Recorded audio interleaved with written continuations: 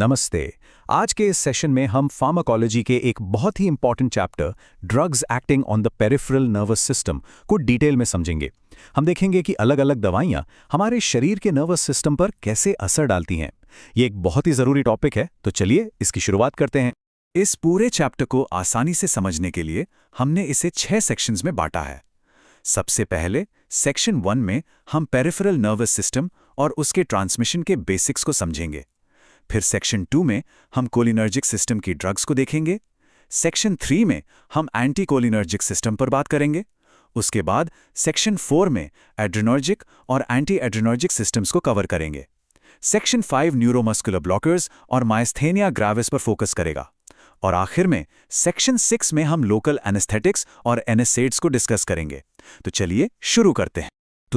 शुरुआत करते हैं हमारे पहले सेक्शन से, पीएनएस एंड ट्रांसमिशन बेसिक्स। जैसा कि नाम से ही साफ है, यहाँ हम इस टॉपिक की फाउंडेशन यानी बुनियाद को समझेंगे।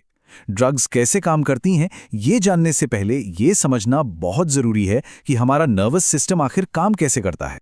तो ये है हमारा सिलेबस। इस चैप्टर का नाम है चैप्टर 2 फार्माकोलॉजी एंड टॉक्सिकोलॉजी और टॉपिक है drugs acting on peripheral nervous system. Syllabus checklist में देखते हैं कि हम क्या क्या कवर करेंगे। सबसे पहले न्यूरोह्यूमरल ट्रांसमिशन, इसका मतलब है कि नर्व्स आपस में सिग्नल्स कैसे भेजती हैं। फिर है कोलिनर्जिक ड्रग्स, इसमें हम इनकी क्लासिफिकेशन, फार्माकोलॉजिकल एक्शंस और कुछ खास ड्रग्स जैसे पिलोकार्पिन और नियोस्टिग्मीन के बारे में पढ़ेंगे। उसके बाद आती हैं एंटी कोलिनर्जिक ड्रग्स, जिसमें हम एट्रोपिन और हायोसिन जैसे ड्रग्स को डिटेल में देखेंगे। फिर है एड्रेनर्जिक ड्रग्स, जिसमें सैल्ब्यूटामॉल पर फोकस करेंगे। उसके बाद एंटी एड्रेनर्जिक ड्रग्स हैं, इसमें हम क्लासिफिकेशन और फिनॉक्सीबेंजामाइन और डाइहाइड्रोएगोटामिन को समझेंगे। फिर आते हैं न्यूरोमस्कुलर ब्लॉकिंग एजेंट्स, जिनकी क्लासिफिकेशन और फार्माकोकाइनेटिक्स पर चर्चा होगी। Drugs used in myasthenia gravis, इस बीमारी में इस्तेमाल होने वाली दवाइयां। और आखिर में लोकल एनेस्थेटिक एजेंट्स और एनेसिड्स यानी non steroidal anti inflammatory drugs. चलिए आगे बढ़ते हैं। सबसे पहले कुछ बेसिक डेफिनेशन समझ लेते हैं। पेरिफेरल नर्वस सिस्टम या पीएनएस हमारे ब्रेन और स्पाइनल कॉर्ड के बाहर नर्व्स का नेटवर्क है। इसके 2 हिस्से होते हैं, सोमैटिक जो हमारी वॉलंटरी मूवमेंट्स को कंट्रोल करता है, जैसे चलना फिरना, और दूसरा है ऑटोनॉमिक जो इनवॉलंटरी फंक्शंस को कंट्रोल करता है, जैसे दिल की धड़कन या सांस लेना। अब न्यूरोह्यूमरल ट्रांसमिशन क्या है? ये वो प्रोसेस है जिससे नर्व्स एक दूसरे को केमिकल सिग्नल्स भेजती हैं। इसके 5 स्टेप्स होते हैं।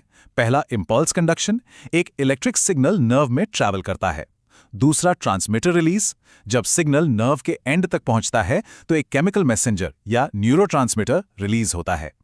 तीसरा transmitter action on post synaptic membrane, ये केमिकल मैसेंजर 2 नर्व्स के बीच के गैप को क्रॉस करके दूसरी नर्व के रिसेप्टर से जुड़ जाता है, जिससे अगली नर्व या तो एक्साइट होती है या इनहिबिट। चौथा पोस्ट जंक्शनल एक्टिविटी, सिग्नल मिलने के बाद अगली नर्व अपना काम करती है। और 5वां टर्मिनेशन ऑफ ट्रांसमीटर एक्शन, काम पूरा होने के बाद उस केमिकल मैसेंजर को वहां से हटा दिया जाता है ताकि अगले सिग्नल के लिए जगह बन सके। ओके, तो बेसिक्स क्लियर हो गए। अब हम अपने पहले ड्रग क्लास की तरफ बढ़ते हैं, द कोलिनर्जिक सिस्टम। ये वो दवाइयां हैं जो शरीर के एक बहुत इंपॉर्टेंट न्यूरोट्रांसमीटर एसिटिलकोलिन की तरह काम करती हैं, यानी उसकी नकल करती हैं। तो चोलिनर्जिक ड्रग्स क्या हैं? ये वो एजेंट्स हैं जो एसिटाइलकोलिन के जैसे एक्शंस प्रोड्यूस करते हैं। इनकी क्लासिफिकेशन देखें तो ये 2 तरह की होती हैं। डायरेक्ट एक्टिंग, जिसका मतलब है ये सीधे कोलिनर्जिक रिसेप्टर्स पर काम करती हैं, जैसे पिलोकार्पिन। और दूसरी हैं इनडायरेक्ट एक्टिंग, ये उस एंजाइम कोलोनिस्टेरेज को इनहिबिट करती हैं जो एसिटाइलकोलिन को तोड़ता है, जिससे एसिटाइलकोलिन का लेवल बढ़ जाता है। ये रिवर्सिबल हो सकती हैं, जैसे नियोस्टिग्मीन, या इरिवर्सिबल, जैसे ऑर्गेनोफॉस्फेट्स। अब इनके फार्माकोलॉजिकल एक्शंस देखते हैं। इनके 2 तरह के एक्शंस होते हैं, मस्कारिनिक और निकोटिनिक। मस्कारिनिक एक्शंस को याद रखने के लिए एक बहुत ही आसान निमोनिक है स्लज। एस से सैलिवेशन, थूक बनना, एल से लैक्रिमेशन, आंसू आना, यू से यूरिनेशन, डी से डेफिकेशन, जी से जीआई डिस्ट्रेस, पेट में गड़बड़, और ई से इमेसिस, उल्टी आना। इसके अलावा ये हार्ट रेट कम करती हैं और आंखों में मायोसिस करती हैं, यानी प्यूपल को सिकोड़ती हैं। निकोटिनिक एक्शंस में मसल ट्विचिंग और वीकनेस शामिल हैं। इनके इंडिकेशंस यानी इस्तेमाल ग्लोकोमा, माइस्थेनिया ग्रेविस और अल्जाइमर्स डिजीज में होता है। और कॉन्ट्राइंडिकेशंस यानी कहाँ इस्तेमाल नहीं करना चाहिए, वो हैं एस्थमा और पेप्टिक अल्सर। चलिए अब कुछ खास कोलिनर्जिक ड्रग्स को देखते हैं। पहली है पिलोकार्पिन। डेफिनेशन, ये एक डायरेक्ट एक्टिंग कोलिनर्जिक एगनिस्ट है। इसका एक्शन पैरासिम्पैथोमिमेटिक है, यानी रेस्ट एंड डाइजेस्ट सिस्टम को स्टिमुलेट करती है। डोज आई ड्रॉप्स में 0.5 से 4% कॉन्सेंट्रेशन में आती है। इंडिकेशंस, इसका इस्तेमाल ग्लूकोमा और ड्राई माउथ के इलाज में होता है। कॉन्ट्राइंडिकेशंस, इसे एस्थमा और इराइटिस में नहीं देना चाहिए। एडवर्स इफेक्ट्स, स्वेटिंग यानी पसीना आना और ब्लर्ड विजन हो सकते हैं। दूसरी ड्रग है नियोस्टिग्माइन। डेफिनेशन, ये एक रिवर्सिबल एंटीकोलिनेस्टरेज एजेंट है। एक्शन, ये एसिटाइल कोलिन के ब्रेकडाउन को रोकती है। डोज 0.5 से 2 mg इंजेक्शन के थ्रू। इंडिकेशंस, इसका इस्तेमाल myasthenia gravis, post operative urinary retention और कोबरा बाइट में होता है। कॉन्ट्राइंडिकेशंस, इंटेस्टाइनल ऑब्स्ट्रक्शन में इसे अवॉइड करना चाहिए। तीसरी ड्रग है टैक्रीन। ये एक सेंट्रली एक्टिंग एंटीकोलिनेस्टरेज है जिसका इस्तेमाल अल्जाइमर्स डिजीज में कॉग्निटिव फंक्शन को इंप्रूव करने के लिए किया जाता था, लेकिन अब इसका यूज कम हो गया है। ठीक है, अब सिक्के का दूसरा पहलू देखते हैं। अगर चोलिनर्जिक ड्रग्स एसिटिलकोलिन की नकल करती हैं, तो एंटीकोलिनर्जिक ड्रग्स क्या करती होंगी? बिल्कुल सही, ये दवाइयां एसिटिलकोलिन को उसके रिसेप्टर्स पर काम करने से ब्लॉक करती हैं। इनके असर चोलिनर्जिक ड्रग्स से बिल्कुल उल्टे होते हैं। तो एंटीकोलिनर्जिक ड्रग्स एसिटिलकोलिन को मस्करिनिक रिसेप्टर्स पर ब्लॉक करती हैं। चलिए इनका क्लासिफिकेशन देखते हैं। इन्हें 3 ग्रुप्स में बांटा गया है। पहला, नेचुरल एल्कोलॉइड्स जैसे एट्रोपिन और हायोसिन। दूसरा, सेमी सिंथेटिक डेरिवेटिव्स जैसे एट्रोपिन मेथोनेट और हायोसिन ब्यूटल ब्रोमाइड। और तीसरा, सिंथेटिक कंपाउंड्स जिनको आगे उनके इस्तेमाल के हिसाब से क्लासिफाई किया गया है, जैसे माइड्रियाटिक्स जो आंख की पुतली को फैलाते हैं। इसके एग्जाम्पल्स हैं साइक्लोपेंटोलेट और ट्रोपिकामाइड। फिर आते हैं एंटी सीक्रेटोरी एंटी स्पैज्मोडिक्स जो सीक्रेशंस और मसल स्पैज्म्स को कम करते हैं। इसमें आते हैं क्वार्टलरी कंपाउंड्स जैसे प्रोपेंथिलीन और टर्शरी अमाइंस जैसे डाइसाइक्लोमीन।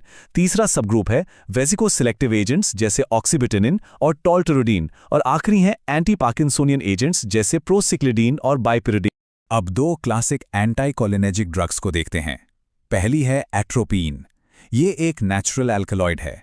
इसके फार्माकोलॉजिकल एक्शंस में हार्ट रेट बढ़ाना, सारे सिक्रीशंस कम करना और आंख की पुतली को फैलाना शामिल है। इसका डोज 0.6 mg इंजेक्शन से दिया जाता है।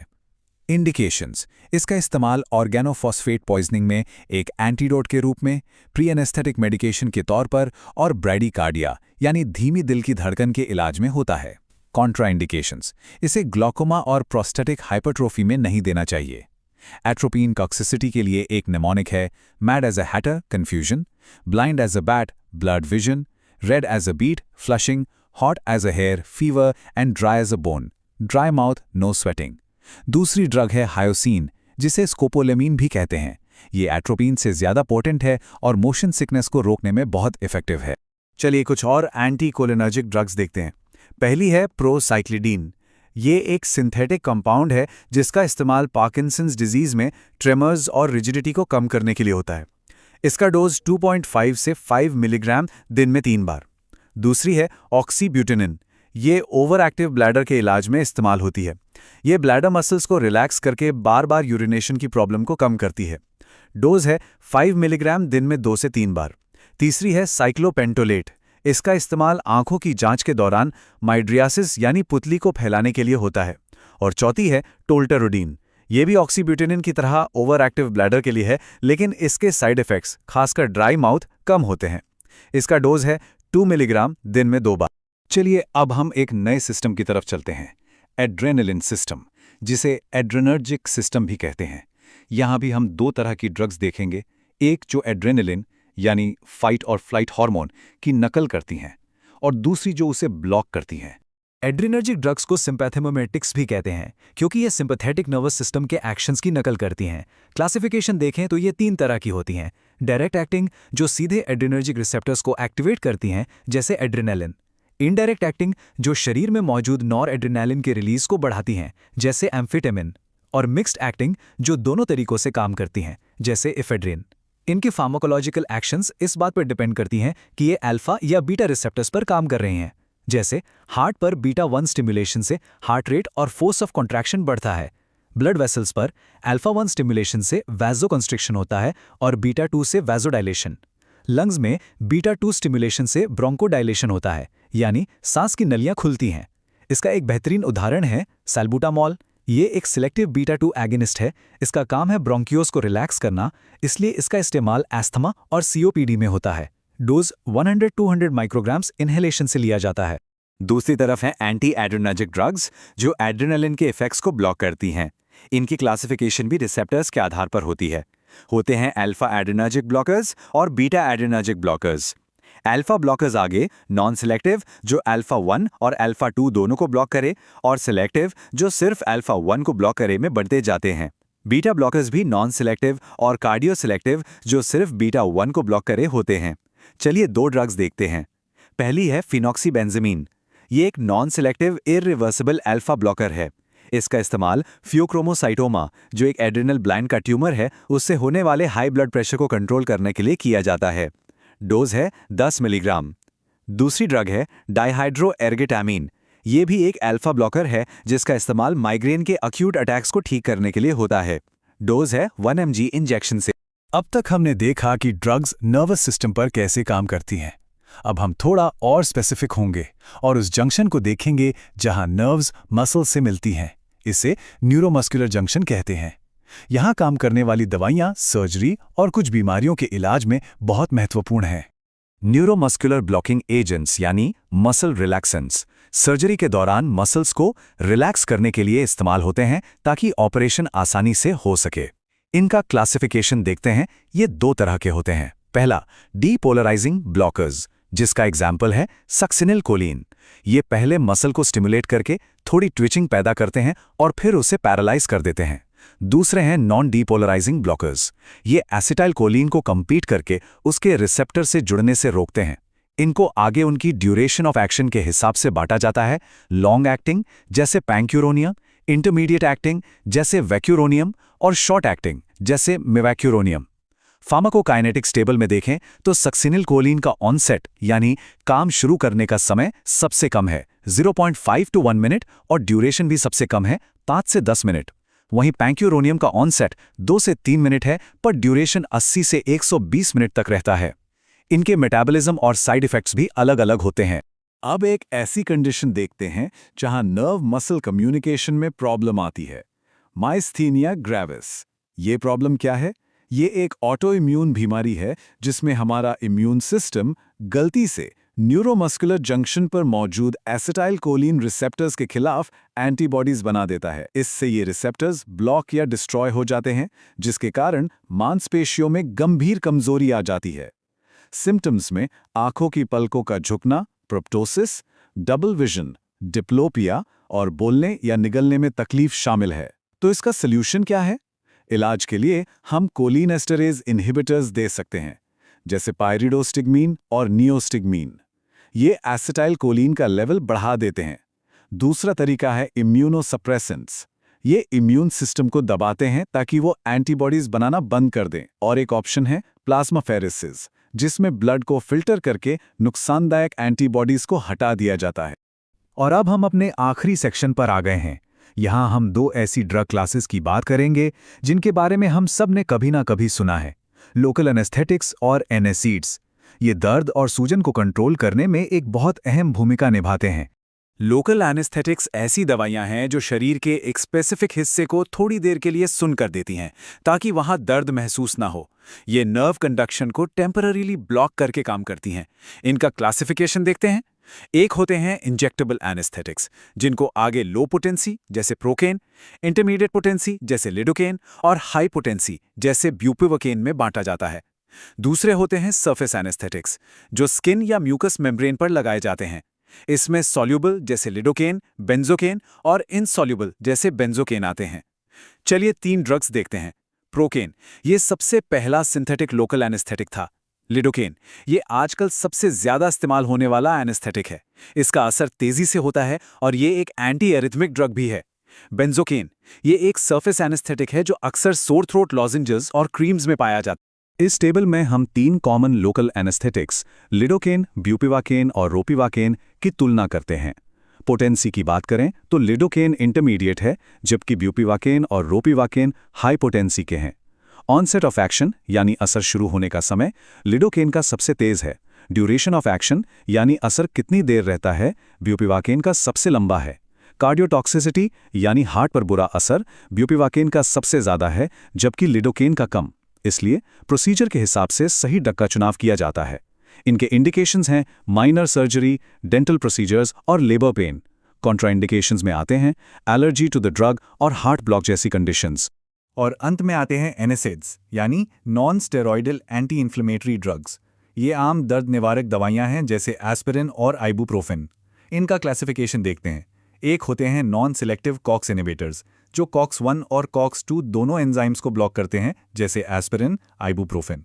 दूसरे होते हैं प्रेफरेंशियल COX-2 इनहिबिटर्स, जैसे निमुसिलाइड। और तीसरे होते हैं सिलेक्टिव COX-2 इनहिबिटर्स, जैसे सेलिकॉक्सीब। इसके अलावा होते हैं analgesic antipyretics with poor anti inflammatory action, जैसे पैरासेटामोल। चलिए एस्पिरिन की प्रोफाइल देखते हैं। ये दर्द, बुखार और सूजन कम करती है। इसका मैकेनिज्म ऑफ एक्शन डायग्राम में देखें। ये COX-1 और COX-2 दोनों एंजाइम्स को इरिवर्सिबली ब्लॉक करती है। COX-2 को ब्लॉक करने से सूजन, दर्द और बुखार कम होते हैं, जो कि इसका थेरेपेटिक इफेक्ट है। लेकिन COX-1 को ब्लॉक करने से प्लेटलेट एग्रीगेशन भी कम होता है, जिससे खून पतला होता है। इसका एक साइड इफेक्ट यह है कि COX-1 पेट की लाइनिंग को भी प्रोटेक्ट करता है, तो उसको ब्लॉक करने से गैस्ट्रिक इंजरी और ब्लीडिंग का खतरा बढ़ जाता है। इसलिए एस्पिरिन के कॉन्ट्राइंडिकेशंस में पेप्टिक अल्सर, ब्लीडिंग डिसऑर्डर्स और वायरल इन्फेक्शंस इन चिल्ड्रन शामिल हैं। तो इसके साथ हमारा यह चैप्टर पूरा होता है। हमने पेरिफेरल नर्वस सिस्टम पर काम करने वाली कई इंपॉर्टेंट ड्रग्स और उनके मैकेनिज्म्स को समझा। जाते जाते मैं आपके लिए एक सवाल छोड़ रहा हूं। इस अध्याय में हमने जितने भी ड्रग मैकेनिज्म्स डिस्कस किए, आपके हिसाब से इमरजेंसी मेडिसिन में कौन सा सबसे ज़रूरी है और क्यों? इस पर ज़रूर सोचिए। हमारे साथ जुड़ने के लिए धन्यवाद। मिलते हैं अगले विश्लेषण में।